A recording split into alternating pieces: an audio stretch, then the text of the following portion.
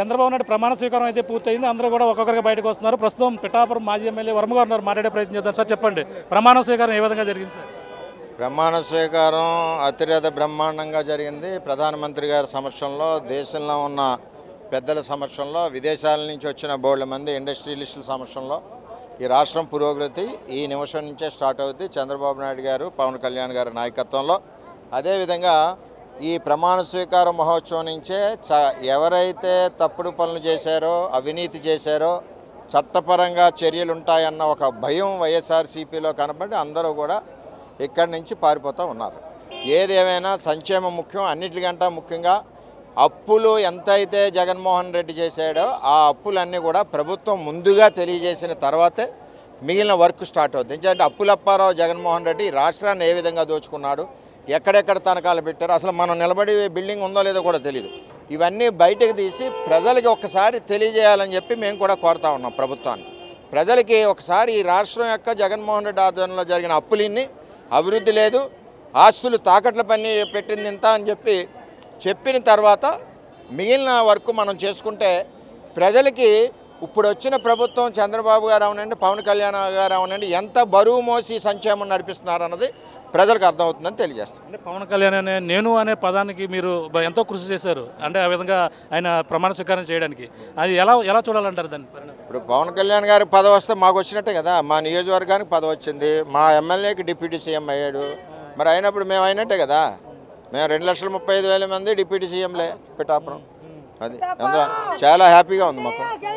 Mummidivaram MLA గారు ఉన్నారు, మాట్లాడే ప్రయత్నం చేద్దాం. సార్ చెప్పండి, ఏంటి ఎలా ప్రమాణ స్వీకారం ఏ విధంగా చూడాలంటారు? ప్రమాణ స్వీకారం చాలా బ్రహ్మాండంగా, అంగరంగ వైభవంగా జరిగింది. ఎందుకంటే ఏదైతే మన ప్రజాప్రభుత్వం ఏర్పడిందో, మరి ఈరోజు మోడీ గారి సమక్షంలో మన చంద్రబాబు నాయుడు గారు మంత్రివర్గం కూడా ప్రమాణ స్వీకారం చేసింది.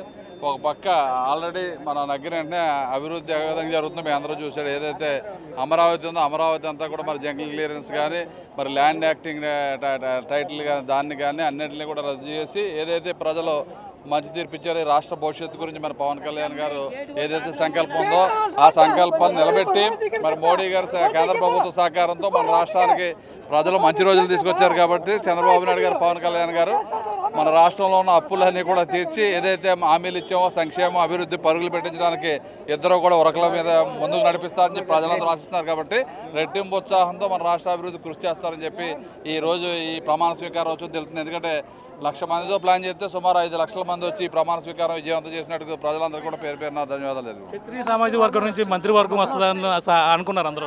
మరి ఎలా చూడాలంటారు? వర్మ గారికి కూడా అవకాశం, మీకు ఇద్దరు కూడా ఏ విధంగా ఉంటుందని న్యాయం జరిగింది? క్షత్రియ సామాజిక వర్గానికి తప్పనిసరిగా మంత్రివర్గంలో స్థానం కల్పిస్తారు. ఎందుకంటే ఇంకొక మంత్రివర్గం ఛాన్స్ కూడా ఉంది. కాబట్టి మరి చంద్రబాబు నాయుడు గారు గత 2014లో మరి క్షత్రియులకు ఇవ్వలేదు. కాబట్టి ఈసారి చంద్రబాబు నాయుడు గారు క్షత్రియులకు ఇస్తానని హామీ ఇవ్వడం జరిగింది. తప్పనిసరిగా ఈసారి క్యాబినెట్లో కూడా మరి ఫస్ట్ విడత అయింది కాబట్టి రెండో విడతలో అయినా క్షత్రియులు ఎవరో ఒకరికి, క్షత్రియ సామాజిక వర్గానికి ఒకరికి కేటాయిస్తారని యావత్ క్షత్రియ జాతి అంతా కూడా ఈ రాష్ట్రంలో వన్ సైడ్గా చేశారు ఈసారి ఎలక్షన్స్లో. మరి దాన్ని కూడా గుర్తించి చంద్రబాబు నాయుడు గారు, మరి పవన్ కళ్యాణ్ గారు సహకారంతో క్షత్రియులను కూడా ఒకరిని క్యాబినెట్లో తీసుకుంటారని చెప్పి ఆశిస్తున్నాం క్షత్రియ జాతి. వర్మ గారు పవన్ కళ్యాణ్ ఫ్యాన్స్ ఎక్కువైపోయారు, పవన్ కళ్యాణ్ మీకు ఎక్కువైపోయారు. మరి ఫ్యాన్స్ అందరూ ఆయన ఫ్యాన్స్, నా ఫ్యాన్సే. మరి ఇక్కడంతా కూడా అభిమానుల కోలాహలం. పవన్ కళ్యాణ్ అయితే గెలిపించినటువంటి వర్మతో ఫోటోలు తీసుకుంది అనంతరం కూడా ఇక్కడంతా కూడా ఉత్సాహం చూపుతున్న యువకులను చూస్తున్నాం.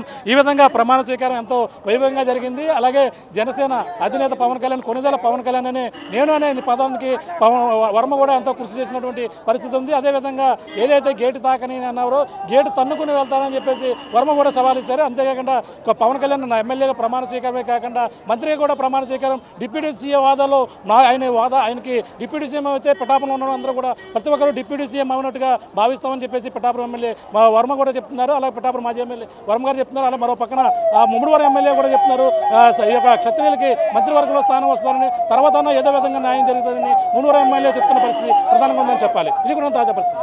మరిన్ని వీడియోస్ కోసం ఛానల్ ని సబ్స్క్రైబ్ చేయండి. లేటెస్ట్ అప్డేట్స్ కోసం వాట్సాప్ ఛానల్ ని ఫాలో చేయండి. అండ్ లింక్ డిస్క్రిప్షన్ లో ఉంది.